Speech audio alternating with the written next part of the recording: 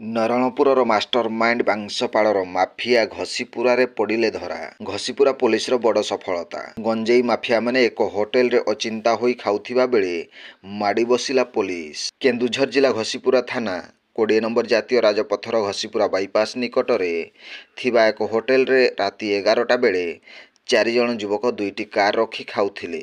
ଏହି ସମୟରେ ଘସିପୁରା ଥାନା ଅଧିକାରୀ କିଶୋର ପ୍ରଧାନ, ସହକାରୀ ଥାନାଧିକାରୀ ତାପସ ଦାସ ଓ ଏଏସ୍ଆଇ ସ୍ୱାଧୀନ ସେଠୀ ହୋଟେଲରେ ପହଞ୍ଚି ସେମାନଙ୍କୁ କାବୁ କରିବା ସହିତ କାର 2ଟିକୁ ଜବତ କରିଥିଲେ।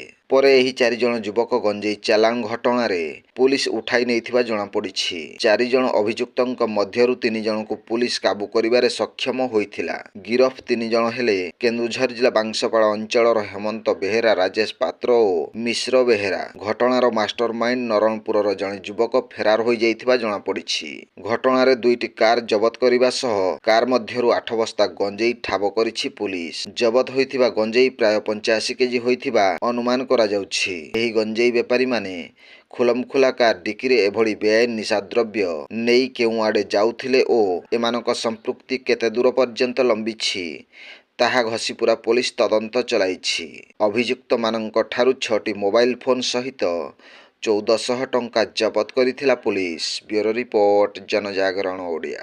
ଭିଡ଼ିଓ ଗୁଡ଼ିକ ଆପଣମାନଙ୍କୁ ଭଲ ଲାଗୁଥିଲେ ଆମ ଚ୍ୟାନେଲକୁ ସବସ୍କ୍ରାଇବ୍ କରିବା ସହ ଲାଇକ୍ ସେୟାର କରିବାକୁ ଭୁଲନ୍ତୁ ନାହିଁ।